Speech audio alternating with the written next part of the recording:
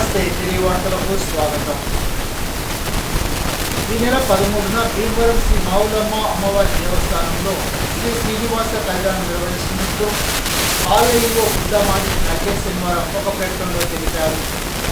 తాడేపల్లిగూడెం కొమ్మగూడెం గ్రామం చెందిన కళ్యాణ శ్రీనివాస ప్రాణామృత మహిళా బృందమానిచే శ్రీనివాస కళ్యాణం అనంతరం సౌందర్య లహరి పారాయణం నిర్వహిస్తున్నామని భక్తులందరూ పాల్గొనాలని కోరారు. డ్రగ్స్ ఇతర మత్తు పదార్థాలు సేవించడం వల్ల కలిగే స్వల్పకాలిక దీర్ఘకాలిక అనారోగ్య ప్రభావాలపై కేర్ కమిటీ ఆధ్వర్యంలో తణుకు బస్టాండ్ వద్ద ప్రజలకు అవగాహన కార్యక్రమాన్ని శనివారం నిర్వహించారు.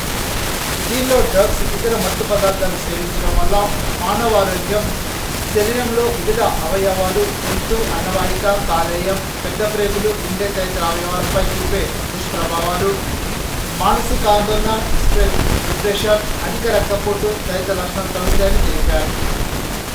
మత్తు పదార్థాలకు బానిసైన వారికి ఆ వ్యసనం నుండి బయటపడడానికి పునరావాసం కల్పించడానికి అవసరమైన కౌన్సిలింగ్, పునరావాస కేంద్రాలు జిల్లాలో భీమవరం, తాడేపల్లిగూడెం ప్రాంతాల్లో అందుబాటులో ఉన్నాయని వివరించారు.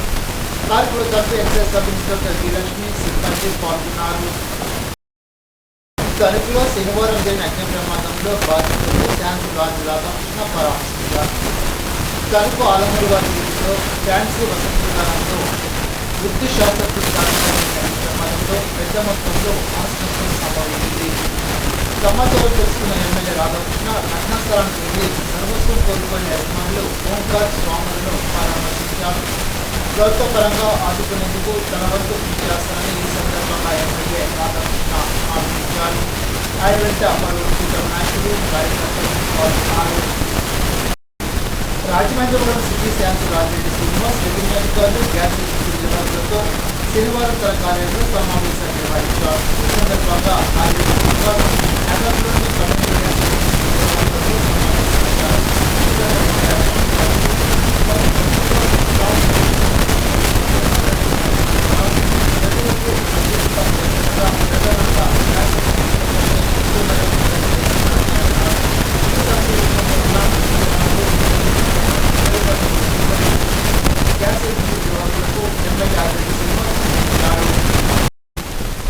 టిట్కో గృహాలను లబ్ధిదారులకు ఈ సంవత్సరంలోనే అప్పగించాలనే ఉద్దేశంతో వారం వారం పర్యవేక్షిస్తున్నామని రాష్ట్ర మంత్రి నిమ్మల రామానాయుడు తెలిపారు. పాలకుల్లోని టిట్కో కాలనీ నివాసులకు నర్సాపురం ప్రధాన కాలువపై 2 కోట్లతో నిర్మిస్తున్న కాలిబాట వంతెన, బస్ షెల్టర్ పనులను పరిశీలించి అనంతరం మాట్లాడారు.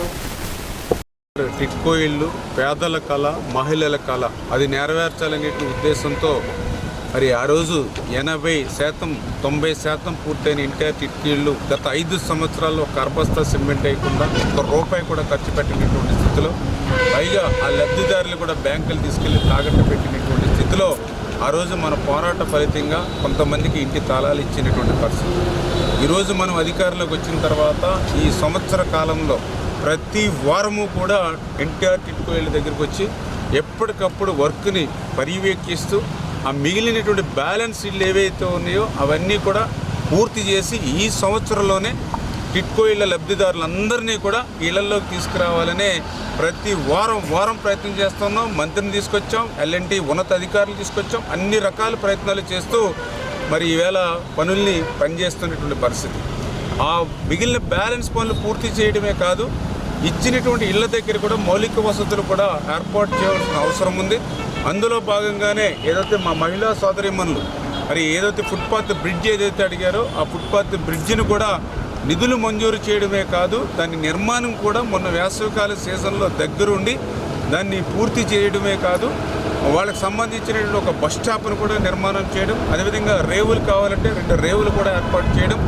వీటితో పాటుగా రేపు భవిష్యత్తులో కూడా ఇంకా అక్కడ అంగన్వాడీ, స్కూల్స్, బ్యాంకులు, రైతు బజార్లు ఇవన్నీ కూడా రావాలి. ఈ 1 by 1 ఒక్కొక్కటి కూడా చేసేటువంటి ప్రయత్నంలో భాగంగానే వారం కూడా ఆ టిట్కో ఇళ్ళ దగ్గర సమీక్ష చేసి పనుల్ని ముందుకు తీసుకెళ్తున్నాం. ఆర్థిక పరిస్థితి సహకరించకపోయిన రోజుల్లో కూడా ఈ పనులు జరుగుతున్నాయనంటే ఆ మహిళలకి, ఆ పేదలకి, వాళ్ళందరికీ కూడా న్యాయం చేయాలనేటువంటి ఆలోచనతోటే పనిచేస్తాం. ఇప్పుడు నిజం మాట్లాడితే కష్టాలు అందరూ మాట్లాడాలి.